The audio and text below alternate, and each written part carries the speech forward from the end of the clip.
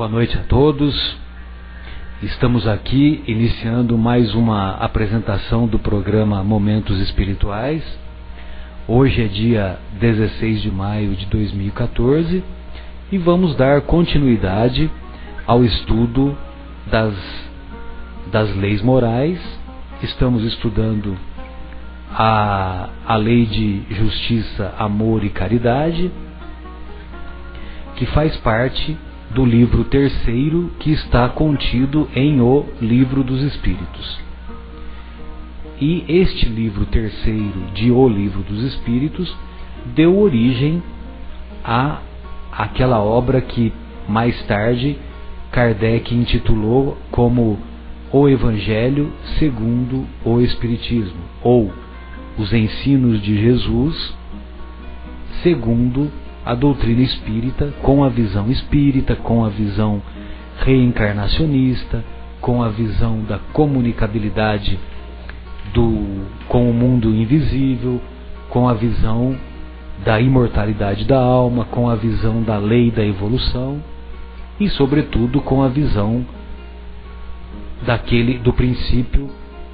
do princípio primeiro da doutrina espírita, que é o princípio de Deus, a existência de Deus. O Espiritismo é uma doutrina deísta, não é uma doutrina, muito pelo contrário, não é uma doutrina ateísta, é uma doutrina deísta. Pois bem, nós estávamos estudando a questão 877 no programa anterior, e essa questão 877, só para recordarmos e pegarmos o fio da meada, como diríamos lá no interior, e antes de prosseguir, nós queremos dizer que estamos acompanhados do nosso querido Paulo, que desenvolve as atividades lá no Paulo de Tarso, e do nosso querido Guilherme, uma vez mais dando o apoio para que o nosso programa se consolide e se estabeleça. Pois bem, então a questão 877, o Kardec quer saber dos benfeitores espirituais. A necessidade para o homem de viver em sociedade lhe impõe obrigações particulares? Ou seja, nós homens temos a necessidade de viver em sociedade. Se nós vivermos de maneira isolada, nós não teremos as experiências necessárias para progredirmos. Ou seja, uma pessoa que vive como um ermitão, afastado, isolado de tudo, ele certamente não terá as experiências necessárias, porque o relacionamento dele com as outras pessoas estará nulo, será nulo. Então os benfeitores respondem desta maneira: a necessidade do homem viver em sociedade, sim, lhe impõe obrigações particulares. E a primeira de todas elas, a primeira dessas obrigações, é a de respeitar os direitos dos semelhantes. E respeitar, nós entendemos tratar com consideração. Respeitar os direitos dos semelhantes. Aquele que respeitar esses direitos sempre será justo. Em vosso mundo, onde tantos homens não praticam a lei da justiça, cada um usa de represálias, e isso gera perturbação e confusão em vossa sociedade. A vida social dá direitos e impõe deveres recíprocos. A vida social dá direitos e impõe deveres recíprocos. Então, quando nós falamos respeitar, nós entendemos que respeitar, e isto é um conceito que nós aprendemos através daquela obra O Monge e o Executivo, uma obra belíssima, por sinal. Não é uma obra espírita, mas é uma obra que traz profundos ensinamentos sobre a melhor maneira de se comportar. E é uma obra que é um best-seller, que já vendeu milhões e milhões de exemplares, não sei qual é o número dessa venda, mas muitos líderes de empresas multinacionais, ou mesmo que não sejam multinacionais, fazem uso dos conceitos lá contidos, porque é possível estabelecer um nível de relacionamento dos chefes com os seus subalternos de maneira mais elevada, de maneira a estimular os subalternos a uma maior produtividade, e por sua vez os subalternos também aprendem não só a respeitar os chefes, como por sua vez os chefes também respeitar os subalternos. E lá nesta obra nós compreendemos que respeitar é tratar com consideração. Tratar com consideração, nós sempre nos lembramos de um exemplo, que quando uma pessoa vai em nossa casa para nos visitar, por exemplo, essa pessoa não é da nossa convivência, e ela vai conviver, ela vai nos visitar, e nós procuramos separar o melhor aparelho de jantar, os melhores copos, os melhores cristais, a comida mais especial e assim por diante. Isso quando é uma visita que nós consideramos que mereça, ou que vamos dizer assim, que é digna de uma consideração maior. Mas aí fica aquela pergunta: será que nós também não devemos dar esse mesmo tratamento para aquelas pessoas que conosco convivem no dia a dia? Ou só devemos tratar com consideração aquelas pessoas que vez ou outra vêm nos visitar? Então fica aí uma reflexão para fazermos. Bem, e dando prosseguimento aqui nesse estudo de O Livro dos Espíritos, os benfeitores dizem, ou melhor, Kardec pergunta para os benfeitores: podendo o homem se enganar sobre a extensão de seu direito, quem pode fazê-lo conhecer esse limite? Podendo o homem se enganar sobre a extensão de seu direito, quem pode fazê-lo conhecer esse limite? Aí os benfeitores respondem: o limite do direito sempre será o de dar aos seus semelhantes o mesmo que quer para si, em circunstâncias iguais e de maneira recíproca. Ou seja, mais uma vez vale aquela regra de ouro que o Mestre veio nos ensinar: fazermos aos outros o que gostaríamos que os outros fizessem por nós, e também não fazermos aos outros o que nós gostaríamos que os outros não fizessem contra nós. Então esses dois conceitos que um homem simples da Galileia veio nos trazer há 2000 anos, vejam os senhores que é a base do pensamento de uma filosofia com conceitos profundos, a fim de que nós não nos enganemos sobre quando começa o nosso direito e quando termina o nosso direito, começando o direito do nosso próximo. Aí na questão seguinte, na 878A, Kardec quer saber dos benfeitores: mas se cada um conceder a si mesmo os direitos de seu semelhante, em que se torna a subordinação em relação aos superiores? Não causará a anarquia de todos os poderes? nós vamos ver aqui a resposta dos benfeitores e em seguida nós gostaríamos de um comentário do nosso Guilherme, que tem uma ampla experiência nesse setor de chefia e subalternidade. Então, repetindo: mas se cada um conceder a si mesmo os direitos de seu semelhante, em que se torna a subordinação em relação aos superiores? Não causará a anarquia de todos os poderes? Ou seja, se o chefe conceder os mesmos direitos, então, para os seus subordinados, então será que não vai virar uma bagunça? Não vai virar uma anarquia? Os direitos, respondem os benfeitores, os direitos naturais são os mesmos para todos, desde o menor até o maior. Deus não fez uns mais puros que outros, e todos são iguais diante dele. Esses direitos são eternos.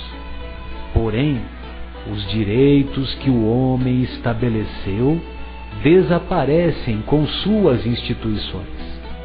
Cada um percebe bem sua força ou fraqueza e saberá sempre ter uma certa consideração com aquele que a mereça por sua virtude e sabedoria. É importante destacar isso para que os que se julgam superiores conheçam seus deveres e mereçam essa consideração. A subordinação não será comprometida quando a autoridade for exercida com sabedoria.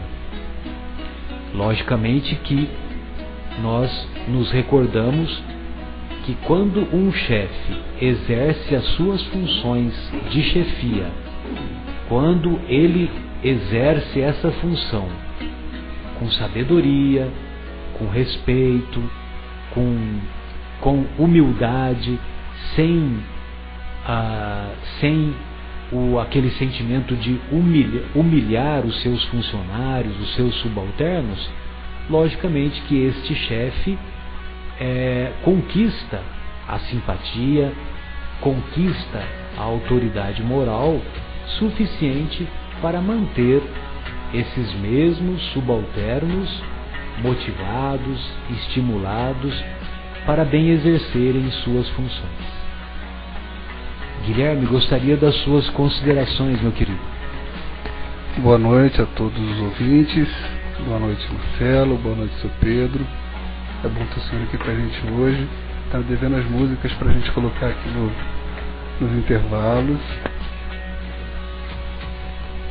É Pedro Paulo, né? Então eu chamo o seu Paulo de Paulo e o Guilherme chama de seu Pedro, né? Então eu falei, meu Deus, e agora? Mas na verdade é Pedro Paulo, né, seu Pedro Paulo? Bem-vindo aqui conosco. Bom, com relação à questão de hierarquia, eu escutei há pouco tempo uma entrevista do Alexandre Caldini. Não sei se vocês conhecem. O Alexandre Caldini, ele é presidente do jornal Valor Econômico. Muito boa essa entrevista, né, Guilherme? Muito boa. E ele é um espírita, e ele, além de seguir a doutrina, ele é um grande estudioso da doutrina e gosta bastante de discutir e filosofar acerca desse assunto. E uma das coisas que ele coloca é justamente a dificuldade que existe no mundo corporativo das pessoas serem cristãs, independente da religião, que alguns conceitos entram em choque com a realidade do mundo corporativo. Então ele diz que, eventualmente, se um vendedor falar toda a verdade de determinado produto, ele não vai vender tanto quanto se ele omitir algumas informações ou até mentir a respeito daquele produto. Então tem algumas coisas que realmente são complicadas. Falando um pouco da questão da chefia e do subalterno, né? A gente sabe que hoje em dia, cada vez mais, as pessoas se questionam acerca de muitas coisas. A informação hoje é muito disponível na internet, na televisão, a conversa com outras pessoas. Então, é mais difícil hoje as pessoas seguirem alguém só porque a pessoa é chefe, né? Então o nível de insubordinação ou de insatisfação com o chefe tem aumentado bastante. Há uma estatística que diz que, eu não vou lembrar o número agora, mas mais do que 75% das pessoas que pedem demissão não estão pedindo demissão da empresa, estão pedindo demissão do chefe, né? Tamanha insatisfação. Da convivência com aquele chefe.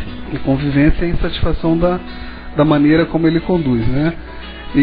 Então os chefes de hoje, eles percebem que aquela máxima que diz: a palavra encanta, mas somente o exemplo arrasta.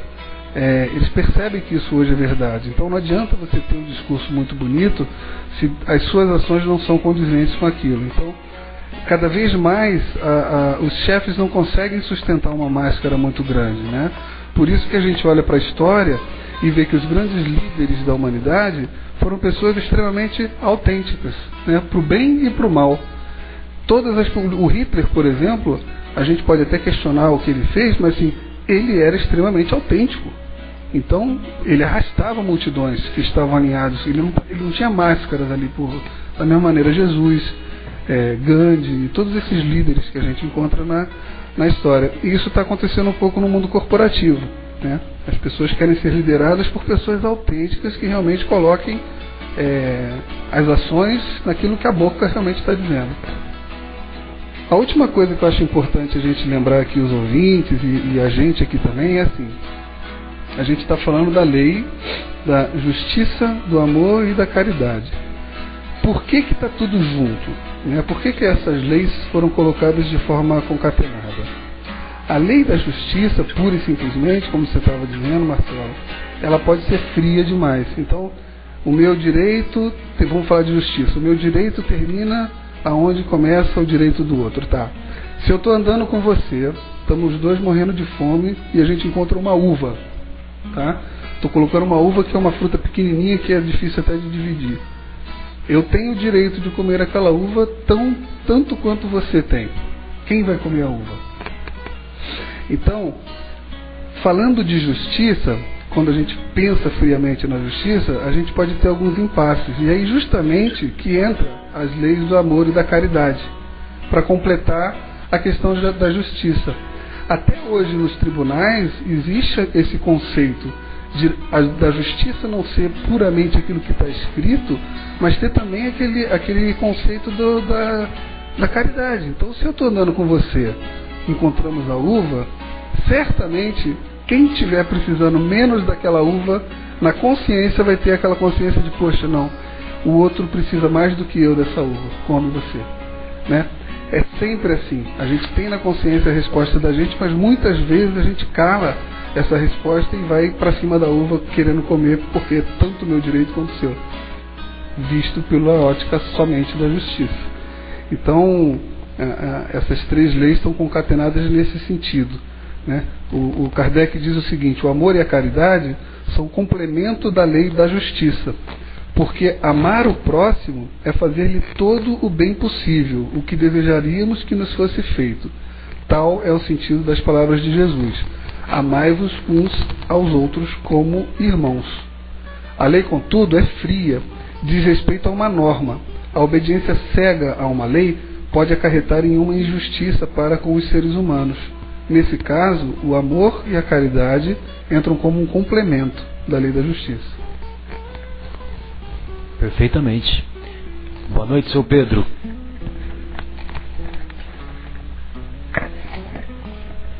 Boa noite a todos. E hoje aqui eu estou meio perdido porque há muito tempo que eu deixei de frequentar o programa de vocês, né? Então a gente fica meio perdidão, né? Mas é muito bom, viu? Eu vou ver se às sextas-feiras que eu tiver a oportunidade eu irei outras vezes. Tá sempre. Obrigado. Sinta-se sempre convidado. A casa é sua. Para nós é uma alegria, viu, seu Pedro? E fique à vontade com qualquer intervenção que o senhor queira fazer, que para nós é sempre útil. Tá legal? Beleza, então. Então vamos dar continuidade aqui nesse segmento agora da questão 879, quando Kardec quer saber dos benfeitores espirituais. Qual deve ser o caráter do homem que praticasse a justiça em toda a sua pureza? Qual deve ser o caráter? Aí os benfeitores respondem: do verdadeiro justo, a exemplo de Jesus, porque praticaria também o amor ao próximo e a caridade, sem os quais não há verdadeira justiça. Sem os quais não há verdadeira justiça. Pois bem, então nós vamos fazer um primeiro intervalo musical e em seguida retornaremos.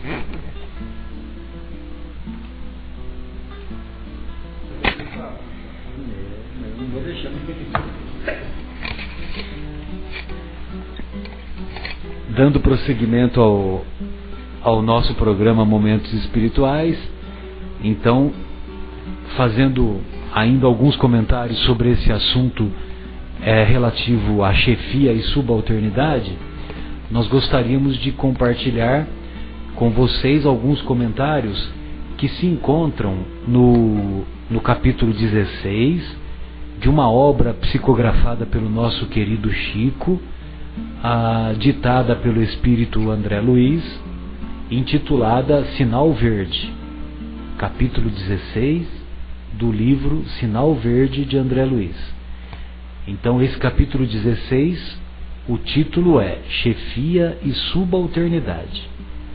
Então o André fala assim: não olvidar que o chefe é aquela pessoa que se responsabiliza pelo trabalho da equipe. Ou seja, o trabalhador, o subalterno, não deve se esquecer que o chefe é aquela pessoa que se responsabiliza pelo trabalho da equipe. A melhor maneira de reverenciar a quem dirige será sempre a execução fiel das próprias obrigações. Ou seja, nós não precisamos ficar adulando o nosso chefe, fazendo comentários elogiosos, muitas vezes com finalidade menos elevada, aquele procedimento do puxa-saco, né? Vamos dizer assim. Então a melhor maneira de reverenciar, bajular, né? Bem lembrado, a melhor maneira de reverenciar o nosso chefe é o cumprimento das nossas obrigações, o cumprimento fiel das nossas obrigações. Aí o terceiro pensamento que o André coloca é assim: quem administra efetivamente precisa da colaboração de quem obedece.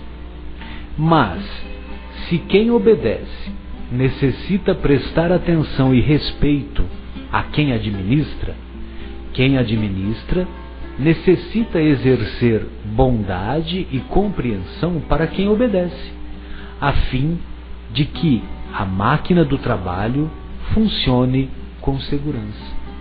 Ou seja, para que essa máquina do trabalho funcione com segurança, para que haja uma harmonia na convivência do chefe e do subordinado, é preciso que haja respeito recíproco, é preciso que haja atenção, bondade, compreensão de ambas as partes. O outro pensamento em seguida é: orientar é devotar-se, orientar é dedicar-se. Aquele que realmente ensina é aquele que mais estuda. Olha só a colocação que eles fazem, né? Que o André Luiz faz, certamente inspirado pelos benfeitores espirituais. Vou repetir: aquele que realmente ensina é aquele que mais estuda. Ou seja, devemos estar atentos em nossas profissões, em nossas atividades, que é preciso estudarmos continuamente. É preciso estarmos atentos para sempre nos especializarmos, sempre nos atualizarmos com os conceitos novos que vão surgindo nas mais diferentes áreas do conhecimento. Um chefe não tem obrigação de revelar ao subordinado os problemas que lhe preocupam o cérebro, tanto quanto o subordinado não tem o dever de revelar ao chefe os problemas que porventura carregue no coração. Ou seja, nós, em nossas atividades profissionais, devemos estar atentos para não misturarmos os problemas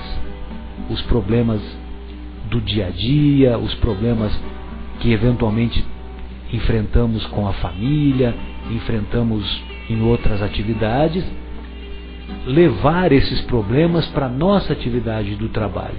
E da mesma forma o chefe também não tem essa obrigação de revelar as suas preocupações, os seus problemas para os seus subordinados.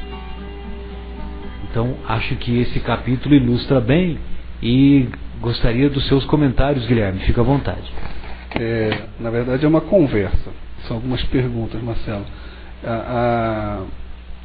Você sabe que existe um personagem bíblico famoso pela sua sabedoria. Salomão. Exatamente, que é o Salomão, né? Que me ajuda aqui com a passagem, que Deus perguntou para ele o que ele gostaria de conseguir, e em vez de pedir riqueza, ele falou: Deus, eu quero sabedoria. Né? E de fato foi um homem de bastante sabedoria, um personagem bíblico, filho de Davi, né? Foi o quarto, foi o terceiro rei de Israel. Saul, Davi e Salomão. Isso, e tem uma passagem de Salomão que é muito interessante, que vale a pena a gente colocar, porque tem um pouco a ver com a questão da justiça. Sim. A maioria dos ouvintes talvez conheça aquela passagem da justiça salomônica, como é que funciona. Duas mulheres apareceram diante dele com um bebê. Uma passagem clássica, belíssima. Clássica, né? E as duas alegando serem mães daquele bebê. E naquela época não tinha DNA, não tinha como realmente polígrafo para ver quem estava mentindo, esse tipo de coisa, não tinha como saber. Então, Salomão, quem não conhece Salomão e ouve a história, pode parecer que ele foi um pouco frio, né? Mas Salomão, a princípio, falou o seguinte: então vamos fazer o seguinte, me parece que as duas têm o direito, já que uma está se dizendo mãe e a outra também. Então, vamos partir a criança ao meio e cada uma fica com a metade, né? E uma se colocou a chorar e disse: não, eu prefiro que meu filho fique com essa mulher do que ele perca a vida para eu ter uma metade. Então, Salomão naquele momento descobriu que aquela primeira que estava abrindo mão do filho para mantê-lo intacto seria realmente a mãe biológica, e aí concedeu a guarda da criança para aquela que seria a mãe. Mas o que eu queria fazer, a ponte que eu gostaria de fazer, é que às vezes na liderança, né, a gente tem que exercitar alguma coisa com sabedoria, às vezes parecendo até ser frio, como quem não conhece Salomão pensaria. Óbvio que Salomão nunca cortaria a criança ao meio. Ele se utilizou de um artifício para realmente conseguir constatar qual daquelas mães que estavam alegando ser mãe da criança que seria verdadeira. Então, às vezes o líder se pega em algumas situações onde ele também tem que fazer algumas coisas assim, né? Então, aquilo que o Alexandre Caldini estava dizendo, como é muito difícil a gente seguir a doutrina espírita ou ainda ser cristão de uma forma mais aberta e trabalhar no mundo corporativo. Então o líder também às vezes se pega em algumas situações onde ele tem que utilizar de alguns artifícios com base na sua sabedoria, né? Claro que também ele não vai fazer o ato até o final, mas para poder gerenciar alguma situação, para poder resolver algum problema que esteja acontecendo. Perfeito, Guilherme, bem lembrado essa história do Salomão. Embora o nosso querido Salomão, todos nós sabemos, teve também uma vida com controvérsias. porque nessa fase inicial em que ele era realmente portador de uma sabedoria imensa, a tal ponto que ele deixou algumas obras na Bíblia, né, no Antigo Testamento, sendo que a mais conhecida é o Eclesiastes. E logo no começo do Eclesiastes ele diz, né, que há um tempo para tudo. Há um tempo para plantar, há um tempo para semear, há um tempo para colher, há um tempo para nascer, um tempo para viver. Enfim, ele fica descrevendo um tempo lá das mais variadas situações, e todos nós, seguidores no mundo ocidental, seguidores dos ensinos tanto do Antigo quanto do Novo Testamento, ou melhor dizendo ainda, da primeira quanto da segunda revelação, todos nós sempre ficamos muito emocionados e muito estimulados com esses conceitos que Salomão, nos trouxe.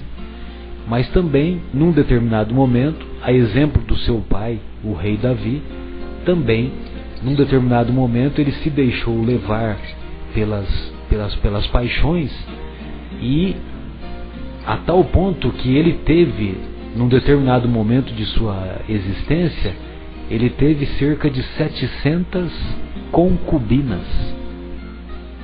E também, né, o nosso querido rei Davi, apesar de ter deixado obras belíssimas como os famosos Salmos, também, num determinado momento, ele se apaixonou pela esposa de um funcionário seu, e ele, que já era rei à época, não hesitou em mandar extinguir a vida desse funcionário para poder ficar com a mulher dele. Mas, lógico, nós só estamos fazendo esses comentários com o objetivo de ilustrar, não com o objetivo de nós sermos os julgadores, mesmo porque nós temos plena consciência das inúmeras imperfeições que eu particularmente carrego dentro de mim, embora eu me esforce em procurar dirimi-las ou diminuí-las. Bem, mas prosseguindo aqui o estudo dessa lei, que é uma lei de justiça, amor e caridade, é uma lei que nós temos uma grande jornada pela frente, né, Guilherme? Porque cada pergunta que o Kardec faz são novos e novos conceitos que vão surgindo, que vão nos lembrando, e realmente isso contribui demais para o nosso aprendizado. Então, agora na questão 880, o Kardec já muda de assunto, e ele diz assim: direito de propriedade, roubo, são os temas que ele vai abordar, né? Então, direito de propriedade, roubo. Aí a questão 880, Kardec quer saber dos benfeitores: qual o primeiro de todos os direitos naturais do homem? Os benfeitores assim respondem: o direito de viver. O direito de viver. Ninguém tem o direito de atentar contra a vida de seu semelhante, nem fazer o que possa comprometer sua existência física. 880, questão 880, Guilherme. Aí a questão 881. O direito de viver dá ao homem o direito de juntar o necessário para viver e repousar, quando não puder mais trabalhar? Olha só, ele está perguntando assim: nós podemos, é normal a gente querer se aposentar? Então o Kardec pergunta assim: o direito de viver dá ao homem o direito de juntar o necessário para viver e repousar quando não puder mais trabalhar? Os benfeitores respondem: sim, mas deve fazê-lo socialmente, como a abelha, por um trabalho honesto, e não juntar como um egoísta. Até mesmo certos animais lhe dão o exemplo do que é previdência. Bom, pelo menos nós estamos aptos a nos aposentarmos e os benfeitores espirituais não consideram que isso seja uma atividade errada. Mas nós queremos recordar que o período da aposentadoria é um período que cada vez mais no mundo ocidental, particularmente em nosso país, é um período que ele é composto por um tempo maior. A expectativa de vida do brasileiro até 1950, a expectativa de vida média do brasileiro era 45 anos. Ou seja, morria-se de tuberculose, morria-se de sífilis, que hoje são doenças com um amplo controle, graças à evolução da medicina terrena, graças ao advento dos antibióticos, e são raros os casos hoje em dia de uma pessoa que vai a óbito por complicações da tuberculose, por complicações da sífilis, por complicações de outras doenças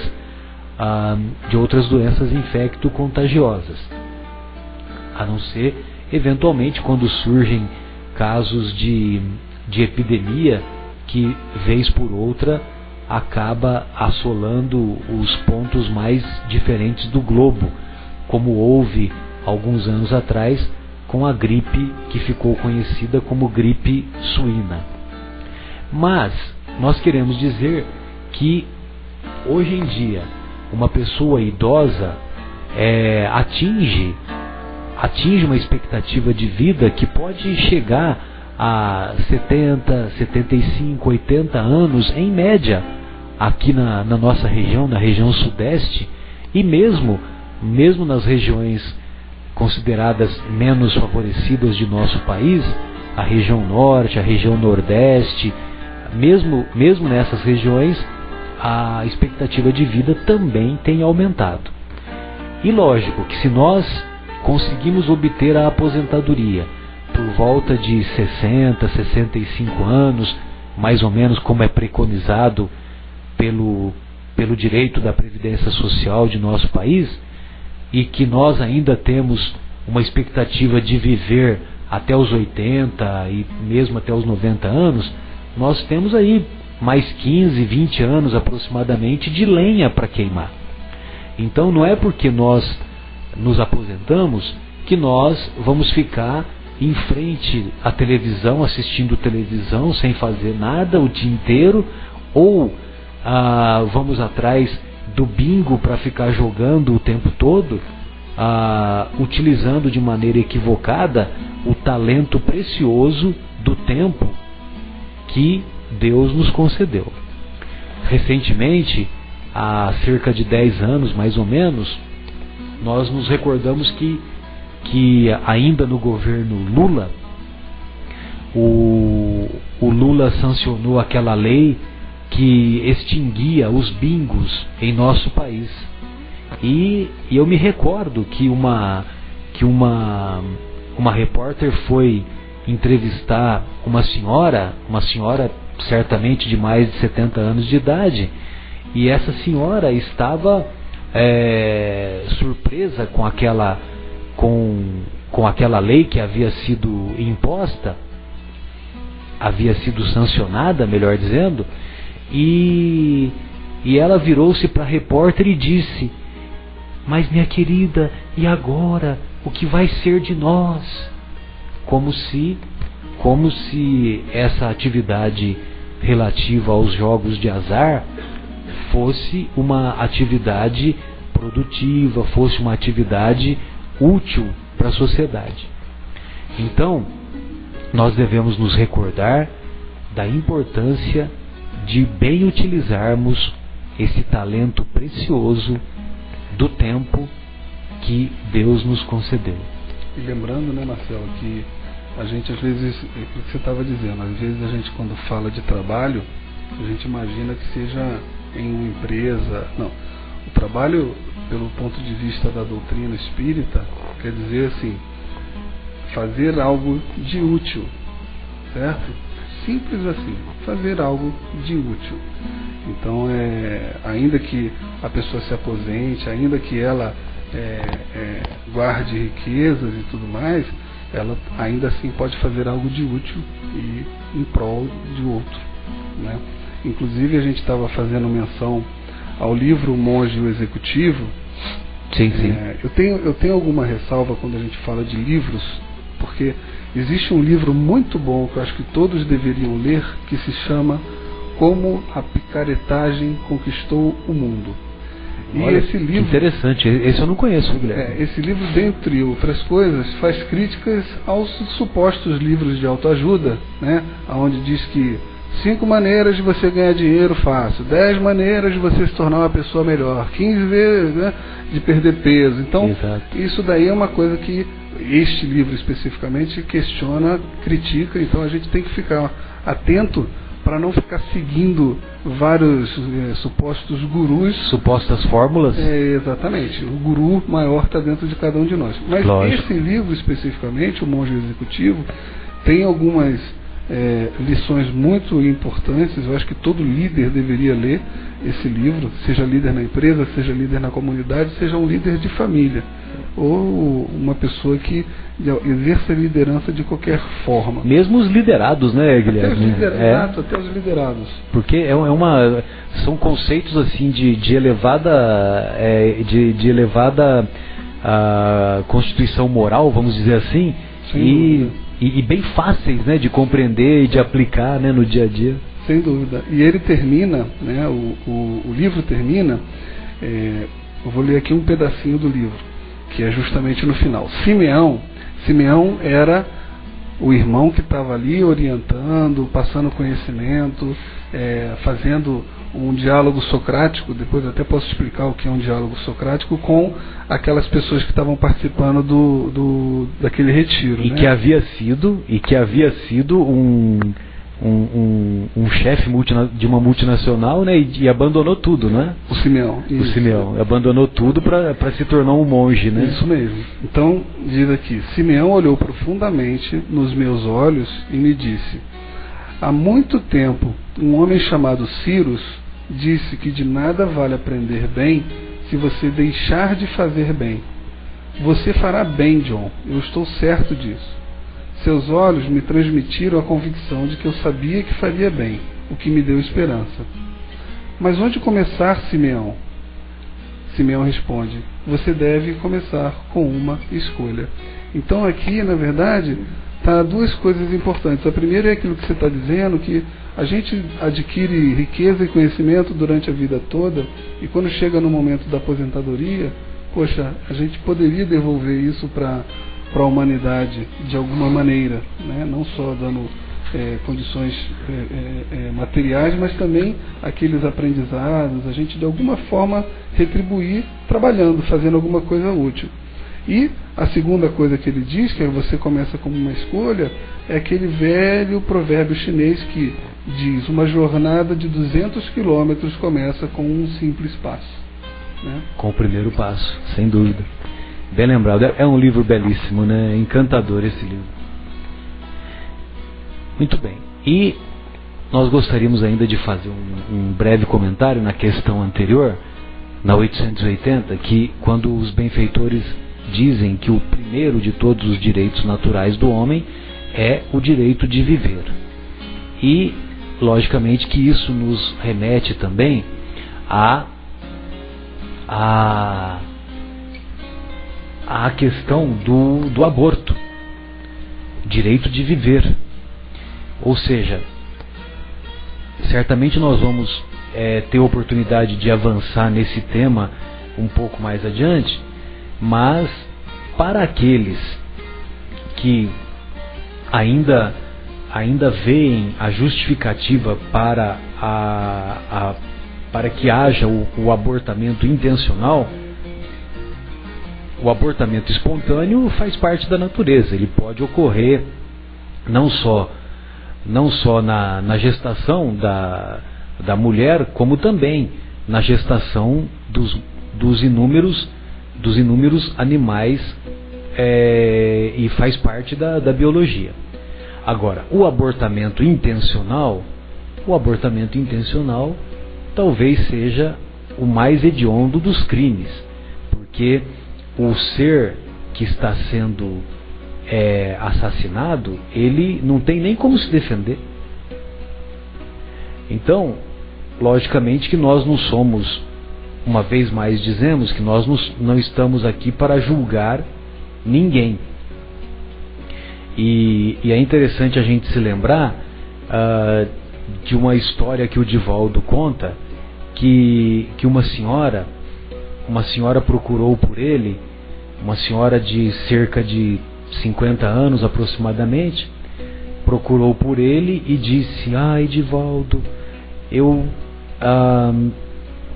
estou muito arrependida porque eu provoquei um aborto na minha juventude e hoje eu me tornei espírita, eu tenho conhecimento espírita e eu me sinto muito culpada por tudo isso.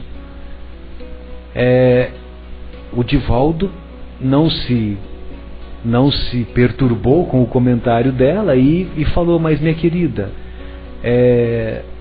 não vejo razão para você ficar se sentindo culpada, mesmo porque depois desse abortamento que você ocasionou, você foi mãe de 3 ou 4 filhos, então você não tem que se preocupar, mesmo porque na época você era portadora de um outro nível de amadurecimento psicológico, você era portadora de um outro nível de conhecimento, certamente o seu parceiro também deve ter contribuído para que você fizesse aquela escolha infeliz.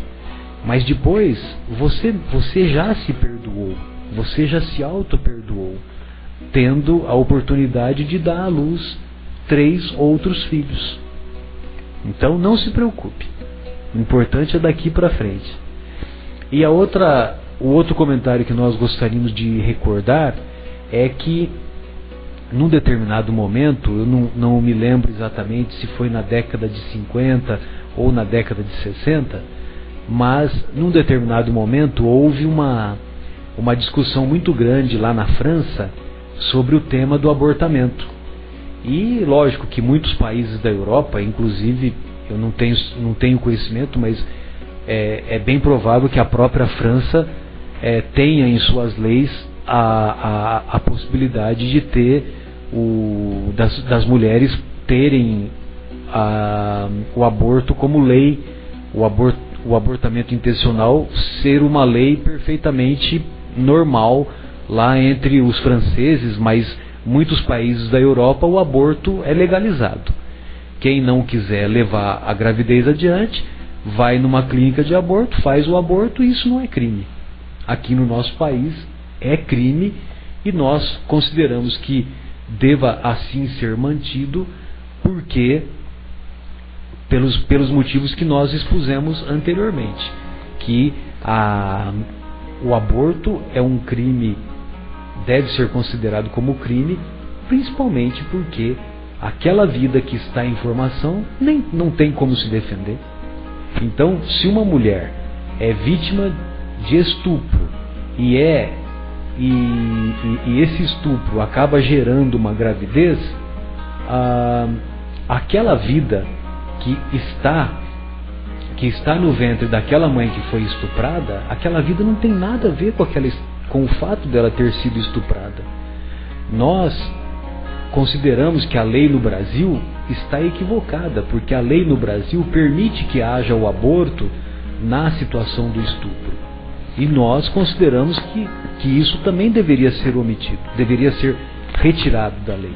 Ou seja, aquela criança que vai ser gerada no ventre de uma mãe que foi estuprada, aquela criança ela não tem culpa nenhuma, ela não tem nada a ver com aquela história do estupro.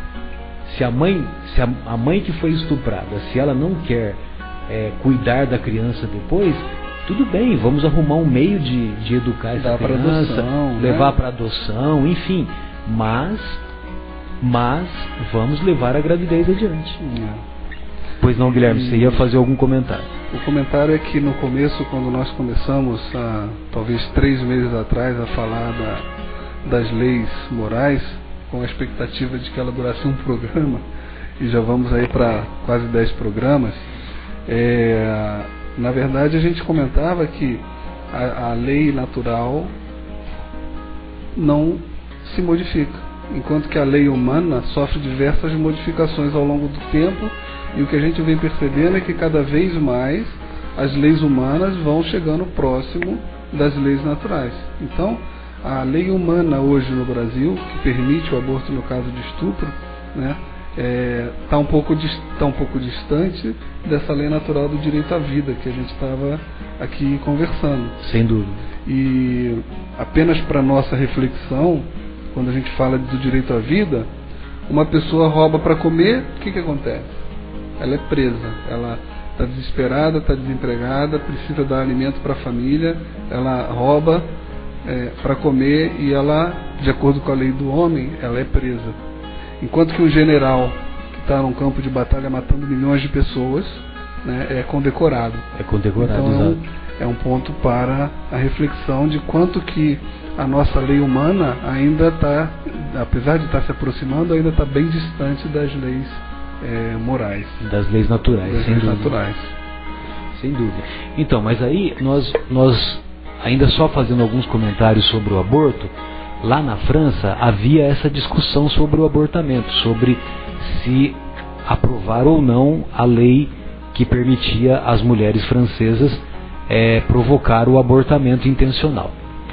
Pois bem, aí no auge da discussão, em rede nacional, estavam lá discutindo aquelas pessoas, os especialistas que eram favoráveis à permissão da lei do abortamento e aqueles que eram contra o aborto.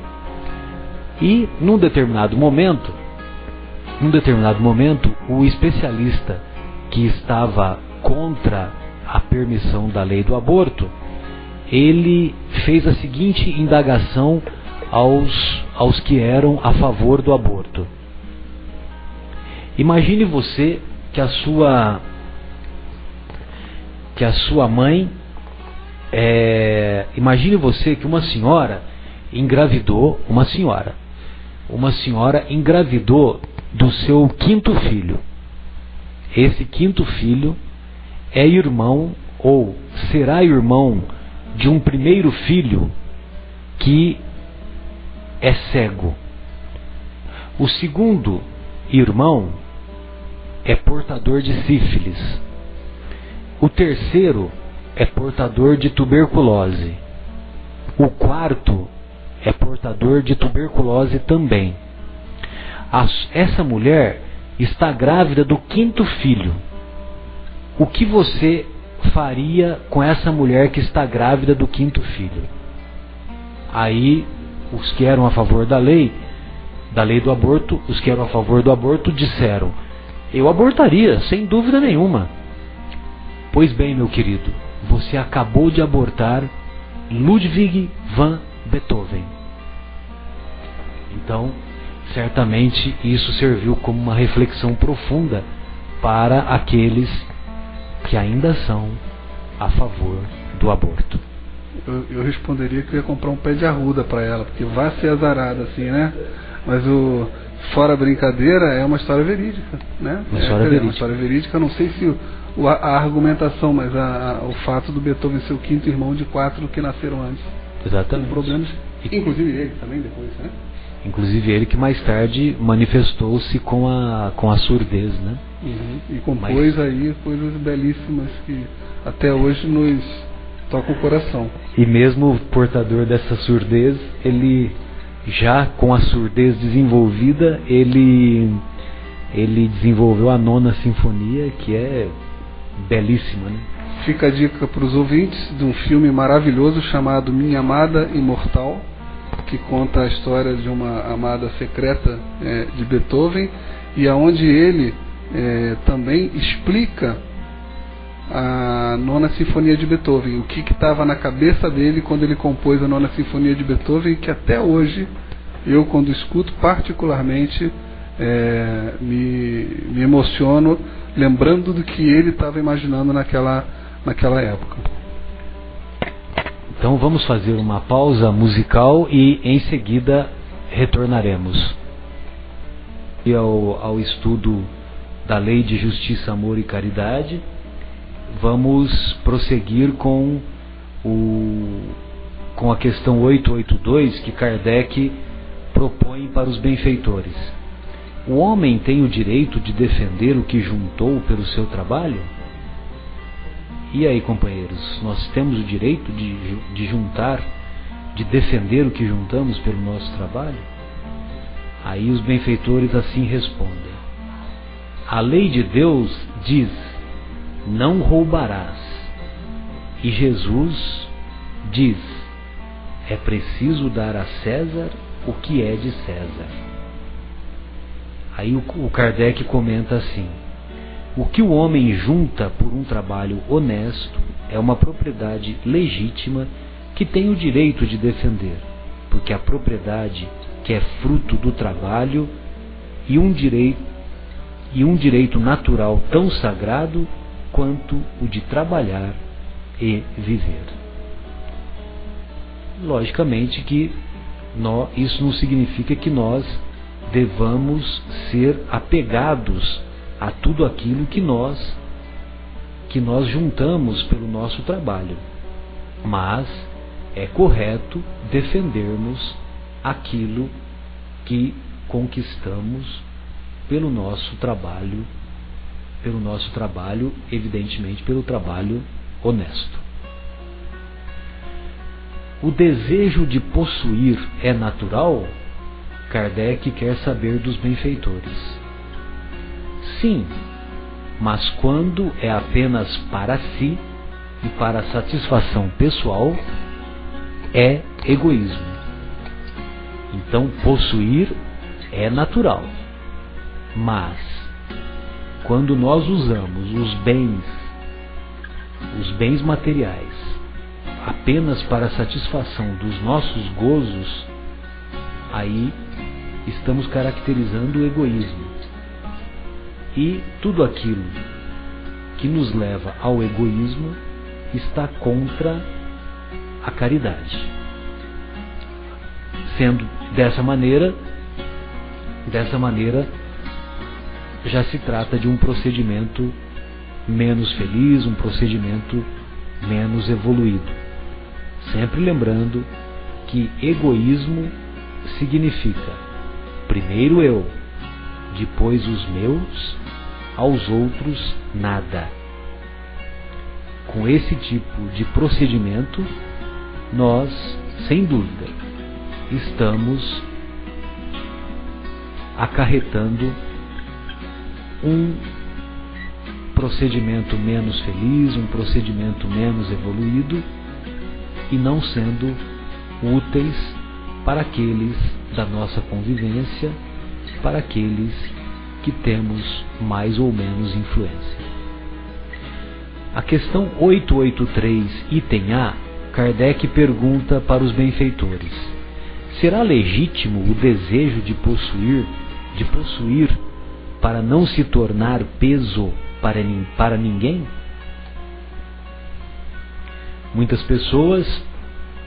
É muito comum muitas pessoas amealharem recursos ao longo da vida com esse objetivo. Eu quero juntar bastante dinheiro, muitas propriedades, porque eu não quero ser um peso na minha velhice para os meus filhos, para os meus netos, eu não quero ser um peso para ninguém. Então, aí Kardec faz essa pergunta para os benfeitores. Vamos ver a resposta dos imortais. Existem homens insaciáveis que acumulam bens sem proveito para ninguém, só para satisfazer as paixões. Acreditais que isso seja bem visto por Deus? Os benfeitores perguntam: acreditais que isso seja bem visto por Deus? Aquele que, ao contrário, junta por seu trabalho para ajudar seus semelhantes, pratica a lei de amor e caridade, e seu trabalho é abençoado por Deus. Sem dúvida, quando nos encontramos com relatos de empresários, de pessoas que usam a sua riqueza para levar progresso para a sociedade, nós tiramos o chapéu, nós admiramos essas pessoas e nos recordamos com carinho do nosso querido Antônio Hermílio de Moraes, que ao longo de sua trajetória, infelizmente hoje ele está afastado das suas atividades, tendo em vista que se tornou portador do mal de Alzheimer. Mas todos sabemos da sua história, todos sabemos da sua dedicação, quando no auge de sua atividade como empresário e dando a oportunidade de empregos, de evolução, de progresso para eu me arrisco dizer milhares de famílias, a tal ponto que há uma cidade próxima de Sorocaba cujo nome leva o nome da empresa dele, Votorantim, né? Votorantim, uma cidade bem próxima de Sorocaba.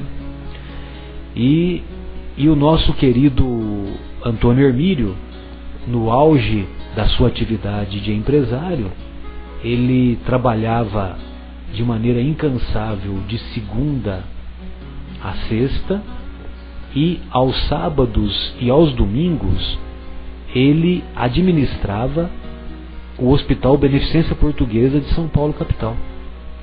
E graças à sua administração ele pôde contribuir demais para que aquela instituição mantivesse e mantém até hoje o bom nome que essa instituição é portadora.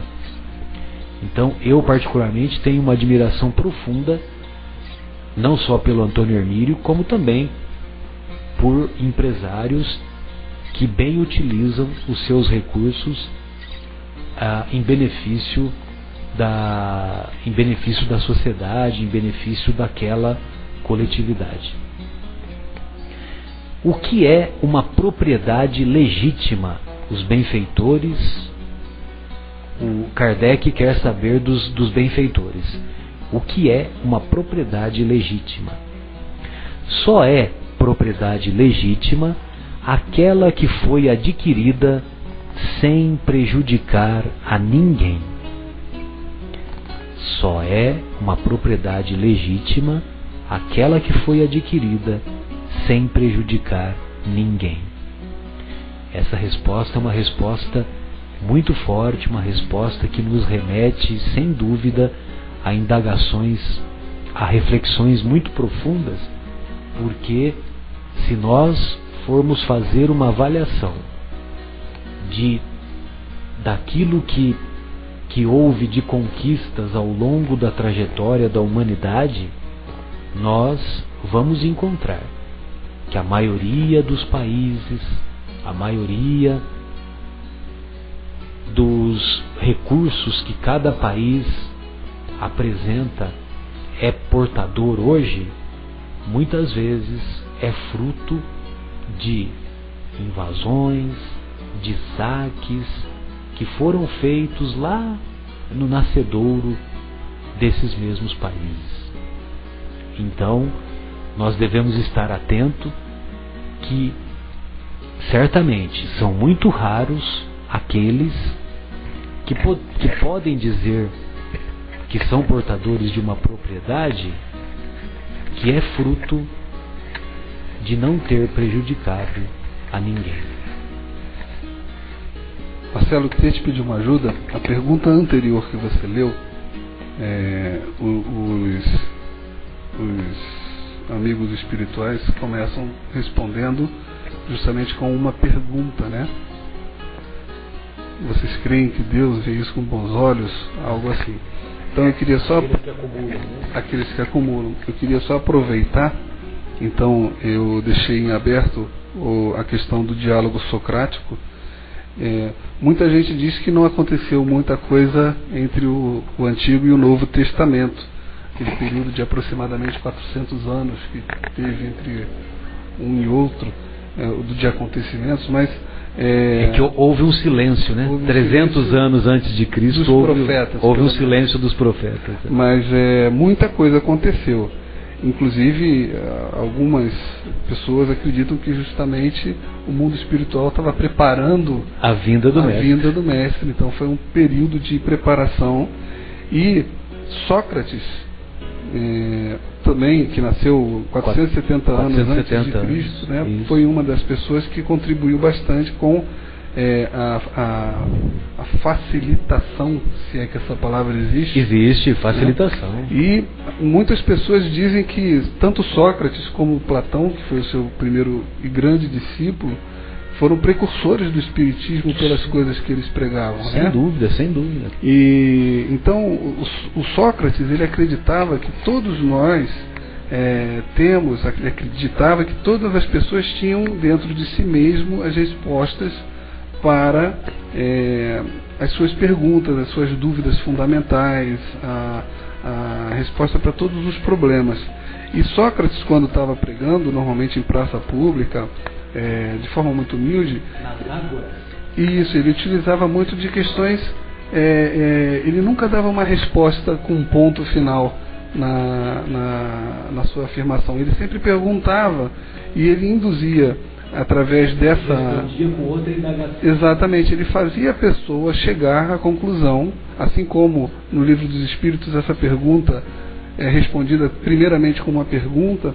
Então, a maneira de você conduzir a pessoa à resposta sem dar a resposta àquela pessoa é o que a gente chama de diálogo socrático, e é muito utilizado, é uma técnica muito utilizada até hoje em processos de coaching, onde você está tentando desenvolver um executivo, mas não dando fórmula para ele, e sim deixando ele chegar a certas conclusões para ele ter a sua fórmula que vai fazer dele uma pessoa e um profissional melhor. Sem dúvida, bem lembrado. E Guilherme, permita-me dizer que os grandes mestres orientais, eles se utilizam dessa técnica, isso ao longo da trajetória da humanidade, de responder uma pergunta que lhe é formulada através de outra indagação. Jesus, em várias passagens, inúmeras passagens, os interlocutores que chegavam e faziam as colocações para o mestre, então o mestre respondia com outra indagação. Nós sempre nos recordamos, e algumas semanas atrás, inclusive nosso querido José Irmão estava junto, nós relatamos aquela passagem belíssima da mulher adúltera, que os judeus levaram, os fariseus levaram para o mestre a mulher que foi surpreendida em adultério. E os fariseus chegaram para o mestre e perguntaram: mestre, essa mulher foi encontrada, foi surpreendida em adultério. Moisés manda que ela seja apedrejada. E tu, o que dizes? Olha, veja você, que era uma indagação, estava colocando Jesus contra a parede, né? Ou seja, se Jesus falasse que tinha que seguir a lei de Moisés, ou seja, de mandar apedrejar aquela mulher, então, aonde que está aquela doutrina de amor, de perdão que ele tanto pregava? Agora, se ele falasse que não era para apedrejar, que era para perdoar aquela mulher, ele estava indo contra a lei de Moisés. E era tudo que os fariseus queriam, porque os fariseus queriam que Jesus fosse surpreendido blasfemando, ou seja, falando algum comentário contra a lei que Moisés ensinava. Só que Jesus deixou claro que ele não veio destruir a lei, ele veio dar a aplicação prática aos ensinos lá da lei de Moisés, que a base da lei de Moisés são os 10 mandamentos. Pois bem, aí como que Jesus responde? Jesus responde: atire a primeira pedra aquele que nunca pecou, aquele que nunca errou, né? E aí, depois que todos foram embora, aí Jesus pergunta para a mulher: ninguém te condenou? Aí ela responde que não, e aí Jesus fala: eu também não te condeno, vá e não erres mais. Então, quer dizer, né? Agora, tem a outra passagem, quando ele conta a parábola do bom samaritano, que o interlocutor do mestre pergunta: o que eu devo fazer para a vida eterna, para conquistar a vida eterna? Aí Jesus fala: o que está escrito na lei? Ele responde com uma pergunta: o que está escrito na lei? Como lês? Como tu lês? Ou seja, vamos deixar a nossa discussão restrita àquilo que está escrito lá na lei de Moisés. Aí o interlocutor responde que é amar a Deus sobre todas as coisas e ao próximo como a ti mesmo. Aí Jesus fala: muito bem, respondeste muito bem, faze isso e conquistarás a vida eterna. Aí o interlocutor, querendo parecer que era justo, fala para ele: quem é o meu próximo? Aí Jesus conta a parábola do bom samaritano, e depois que Jesus conta a parábola do bom samaritano, Jesus devolve a pergunta: para ti, quem é o próximo daquele homem que foi encontrado semi-morto?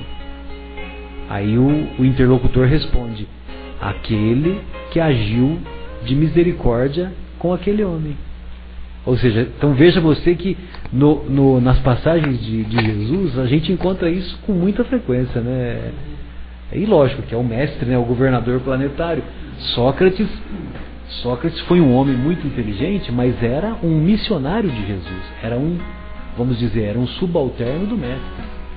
Assim como Confúcio, assim como Krishna, assim como tantos outros missionários, Pitágoras.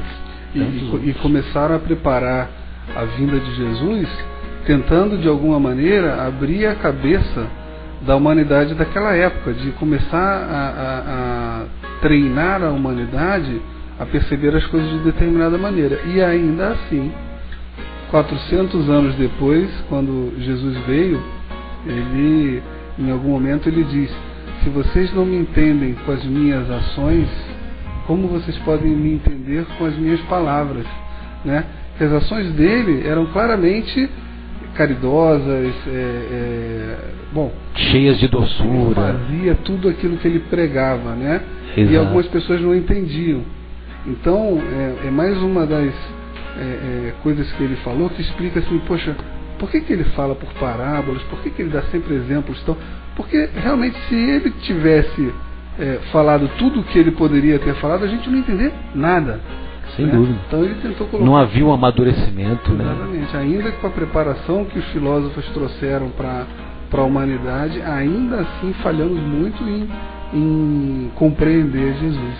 Por isso que o André Luiz diz que no prefácio do livro Nosso Lar, André, o Guilherme, que ele diz assim: um século é um dia. Quando você tem a trajetória espiritual, um século equivale a um dia. Bem, então só para nós fecharmos o nosso estudo de hoje, nós vamos terminar com essa questão 885, quando Kardec pergunta para os imortais: o direito de propriedade é ilimitado?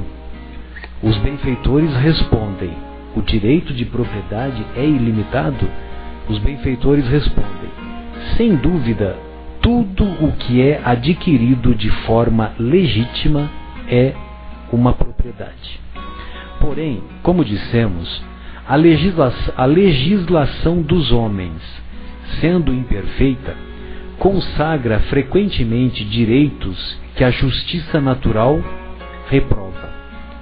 É por essa razão que os homens reformam suas leis à medida que o progresso se realiza e compreendem melhor a justiça. O que hoje parece perfeito, ou melhor, o que parece perfeito num século é bárbaro no seguinte. É aquilo que você comentou agora há pouco, né, Guilherme? Conforme nós vamos avançando em conhecimento, então a lei natural vai se aproximando ou melhor, a justiça humana vai se aproximando da lei natural ou da justiça natural. E no programa passado tivemos até o exemplo, que a gente pode dar hoje também, a questão da escravidão, que na lei humana era permitido, na lei natural já naquela época não o era, e a lei humana foi se aproximando da lei natural e abolimos a escravidão. Sem dúvida.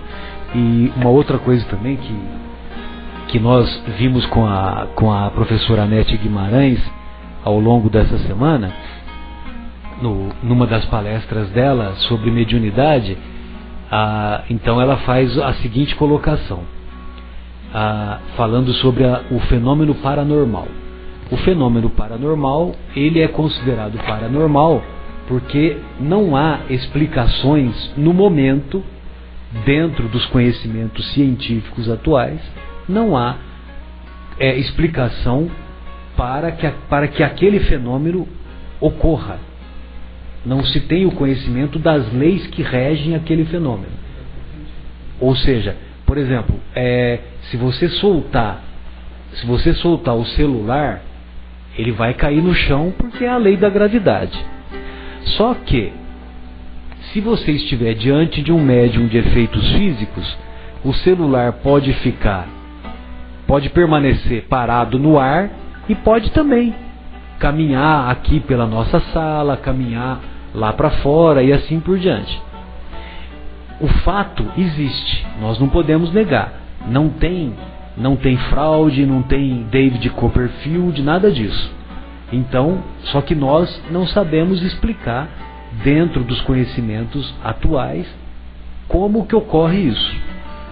Mas que o fenômeno existe, existe. Como tem o fenômeno mediúnico, o fenômeno da psicografia, o fenômeno da psicofonia e tantos outros fenômenos mediúnicos que a doutrina espírita é portadora de uma série imensa de descrições.